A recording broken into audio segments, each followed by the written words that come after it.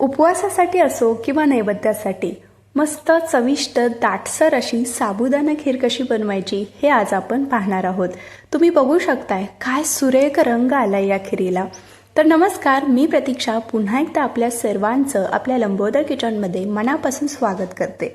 तर साबुदाणा खीर बनवताना कधी कधी काय होतं, साबुदाणा आणि दूध असं वेगवेगळं होतं, खीरीला छान दाटसरपणा येत नाही।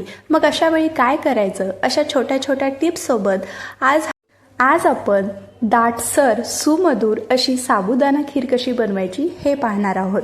तर चला तर मग आता वेळ न घालवता आजच्या व्हिडिओला सुरुवात करूया। तर इथे मी भिजवलेला साबुदाणा घेतलाय। खीरीसाठी साबुदाणा कसा भिजवायचा, तर साबुदाणा घेतल्यानंतर 1-2 ते 3 वेळा स्वच्छ पाण्याने धुवून घ्यायचा आणि वरती फक्त एक अर्धा इंच पाणी ठेवायचं आणि 1.5 ते 2 तासच आपल्याला हा साबुदाणा भिजवून घ्यायचा आहे। अगदी जास्त वेळ भिजवण्याची गरज नाही। तर आता एका कढईमध्ये आपल्याला फक्त 1 चमचा साजूक तूप घालायचं आहे। गॅस अगदी मंद ठेवायचा। तूप थोडंसं वितळलं आणि हलकंसं गरम झालं की यामध्ये आपण काही सुक्या मेव्याचे काप घालायचे। तर इथे मी काजू आणि बदामाचे तुकडे घेतलेत। तुम्ही तुमच्या आवडीनुसार कोणतेही ड्रायफ्रुट्स यामध्ये घालू शकता। तर आता अगदी मंद आचेवरती हा जो सुका मेवा आहे तो आपल्याला थोडासा तुपामध्ये परतून घ्यायचा आहे। तर अगदी उपवासासाठी असो किंवा नैवेद्यासाठी असो ही साबुदाणा खीर ना अगदी परफेक्ट आहे। बनवायला देखील अगदी सोपी आहे आणि झटपट तयार होते। तर इथे बघा, हलकासा तांबूस रंग येईपर्यंत हा जो सुकामेवा आहे तो छान मी परतून घेतलाय। हे आपण आता बाजूला काढून घेऊया आणि हे जे राहिलेलं थोडंसं तूप आहे यामध्येच आपल्याला हा जो भिजवून घेतलेला साबुदाणा आहे तो सुद्धा घालायचा आहे आणि 1-2 मिनिटं अगदी मंद आचेवरती छान परतून घेऊया। तर असं तुपामध्ये थोडंसं साबुदाणा परतून घेतला की काय होतं, खीर जी आहे ती तळाला चिटकत नाही आणि खिरीची जी चव आहे ना ती अगदी मस्त लागते। तुम्ही ही ट्रिक एकदा नक्की ट्राय करून बघा।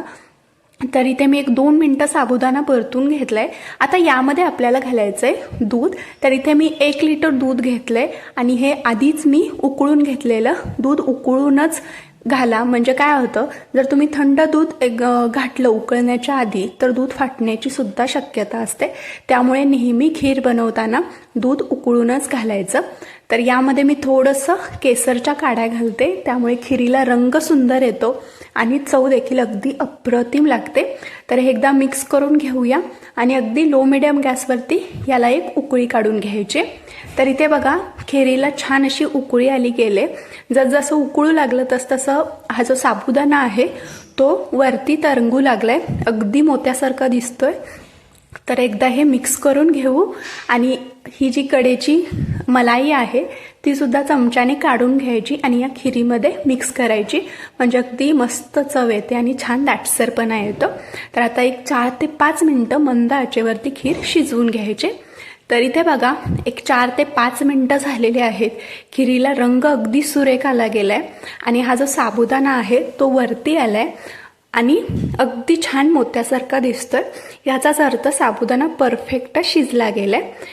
तर आता यामध्ये आपल्याला घालायचा आहे जो परतून घेतलेला सुकामेवा होता तो। त्याचबरोबर इथे मी अर्धी वाटी साखर घालते। साखर तुम्ही तुमच्या आवडीनुसार कमी जास्त करू शकता।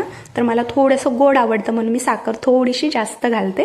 त्याचबरोबर अर्धा चमचा इथे मी वेलची पूड घालते। तुम्ही वेलची पूड ऐवजी इथे इसेन्स, केवडा इसेन्स किंवा रोज इसेन्स सुद्धा घालू शकता, त्याने सुद्धा खिरीला चव अगदी छान येते। तर पुन्हा एकदा हे मिक्स करू आणि याला एक उकळी काढून घ्यायची, म्हणजे साखर पूर्णपणे विरघळली जाईल। तर आणखीन 1 ते 1.5 मिनिटं मी हे उकळून घेतले आणि आता गॅस बंद करायचा आहे। तर आता तुम्ही बघा, अगदी परफेक्ट टेक्स्चर आलंय, जास्त पातळ किंवा जास्त घट्ट देखील नाही झाली। तर अगदी असंच आपल्याला हे टेक्स्चर हवंय, यापेक्षा जास्त नाही शिजवायची, कारण जसं खीर थंड होत जाईल तसं ती अजूनच घट्ट होते। तर आता ही गरमागरम आपण खीर सर्व करूया। तर अगदी साध्या सोप्या पद्धतीने छोट्या छोट्या टिप्स लक्षात ठेवल्या ना, तुमची देखील साबुदाणा खीर अगदी परफेक्ट तयार होते आणि ही खीर ना खरंच खूप मस्त लागते। तुम्ही ही गरमागरम खीर सुद्धा खाऊ शकता किंवा थंड करून सुद्धा खाऊ शकता, अगदी चवीला अप्रतिम लागते। तर या पद्धतीने तुम्ही देखील अशी साबुदाणा खीर एकदा नक्की करून पहा। व्हिडिओ आवडला असेल तर लाईक करा, चॅनलला सबस्क्राईब करा। पुन्हा भेटू अशाच एका नवीन आणि छानशा रेसिपीसोबत. तोपर्यंत धन्यवाद.